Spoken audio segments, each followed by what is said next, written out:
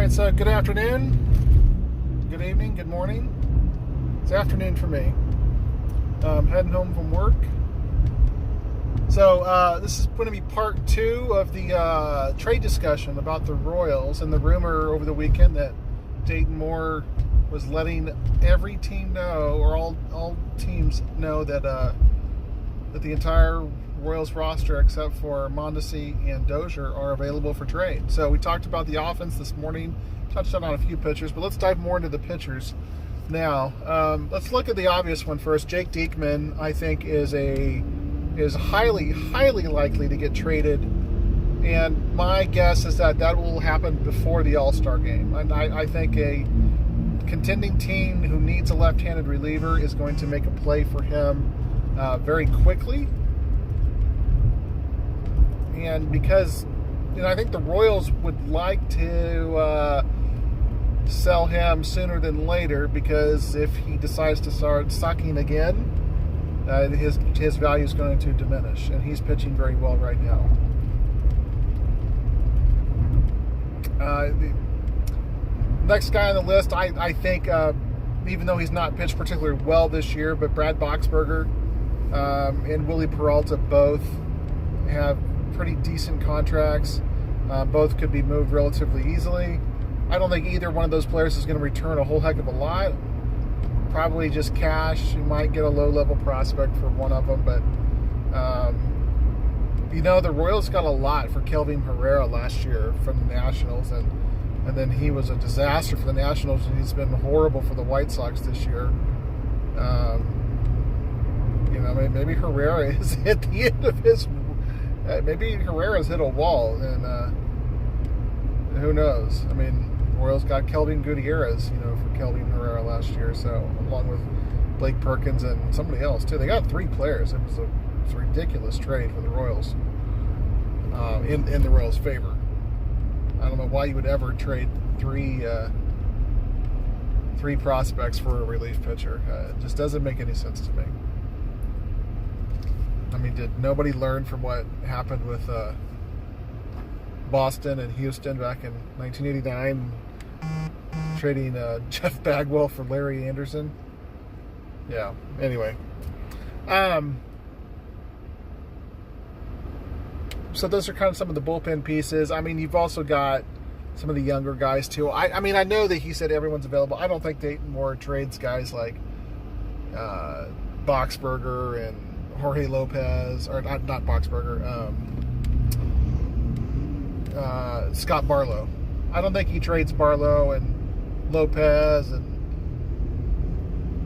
Richard Lovelady, obviously. So I know Lovelady's back in the minors, but all the young guys who are pre-arbitration years, none of those guys are going to get traded. For one thing, every team has guys like that in their minor league system, and who can come up and might wow you a little bit. But on the starting side, Brad Keller, Jake Junis, I don't think either of those guys get traded. Jake Junis was really good in 2017. He regressed last year to sophomore slump. He's looked better at times this year, but he's still getting up way too many home runs. Keller started the season well, then couldn't throw strikes, and now he's rebounded a little bit. Maybe in for a sophomore slump this year. I do like Keller's makeup, though. The thing that always concerns me about Brad Keller is that I don't think he's ever going to be a number 1, 2. I think he honestly rates out to me as a number 4 starter for a team, which, hey, you need number 4 starters.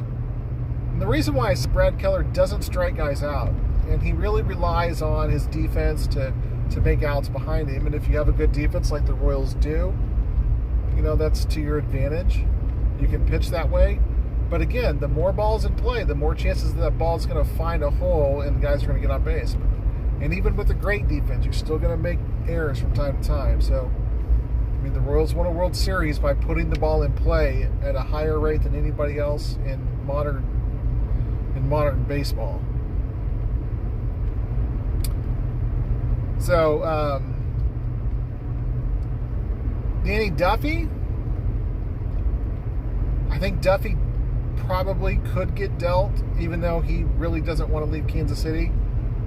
I think Dayton Moore would respect his wishes if he wants to stay here, even though he doesn't have the same type of deal that Alex Gordon has, the 10-5. But Duffy does have some clout. He is a veteran, and I do think that Dayton Moore would respect his wishes if it came down to that. Jump back to the bullpen here real quick. Ian Kennedy, for the most part, has pitched pretty well. He's had some really bad outings. I mean, he's had some outings that have really inflated his ERA, and that's what happens when you're a relief pitcher. But for the most often than not, he has really done a really fantastic job at the back end of the bullpen for the Royals, and that's going to be weird, coming from somebody who's got an ERA of 4.5 as a closer, but he really has done a pretty good job, all things considered. Now, is anyone going to trade for him? Absolutely not. There is not a chance that he's going to get an offer. Or if the Royals did trade him, they're going to have to eat a lot of his contract. I believe he's still got $18 to $19 million to be paid out. So on this year's contract, that's just way too much for any team to take on for a guy that the Royals kind of overpaid for. But that's kind of what you have to do in Kansas City. You have to sometimes overpay for pitching. Now, I want to get this out there about Ian Kennedy real quick. There's been a lot of talk on there about how terrible he's been with the Royals. Look, Ian Kennedy has obviously failed in his time in Kansas City. But his 2016 season was no different than what Edinson Volquez had in 2015. And we all praise Edinson Volquez for his numbers in 2015 and being kind of a stabilizing force, after losing James Shields. And Ian Kennedy was that same exact pitcher in 2016. Same exact pitcher. The Royals failed in 2016 because their offense wasn't as good. Mainly because Mike Moustakas was out for a long time and Alex Gordon just regressed. Either those two players have better seasons or don't get hurt. I think the Royals, maybe they don't win the division over the Indians because the Indians had a tremendous season. But I think the Royals definitely would have made the wild card. And who knows what would happen then. Probably wouldn't got past the Indians or was it the Red Sox? I can't remember who was in the playoffs that year. Toronto was in the playoffs again.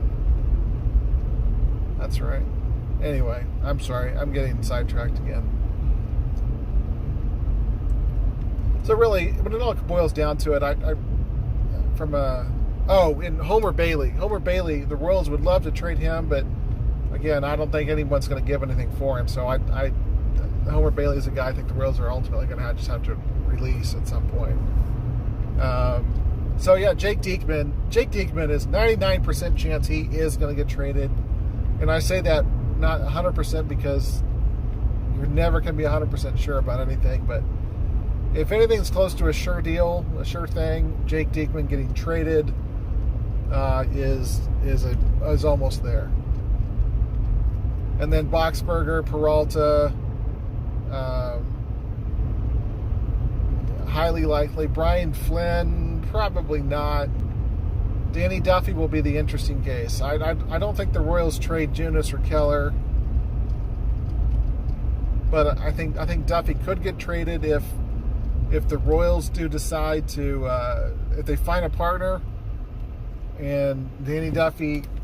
Even though he doesn't have a no trade clause, I think Dayton Moore will treat him as a player that has a no trade clause, just because that's the type of person Dayton Moore is. So it's kind of what I look at the pitchers. We'll see what happens over the next 6 weeks or so. Major League Baseball draft is today, I believe, or tomorrow. The Royals have the number 2 pick. We'll talk about that in another video after it happens. So hopefully, I'm pulling for the catcher out of Oregon to go number 1 to Baltimore, and if that happens, the Royals get Bobby Witt Jr. And I'm really excited to see Bobby Witt Jr. if he's drafted by the Royals. really excited to see what happens there. He's a tremendous talent. So, of course, so is Rutledge, the catcher out of Oregon. I mean, he was walked with the bases loaded, for crying out loud, the other day in the College World Series. So, anyway, thanks for watching. Talk to you later.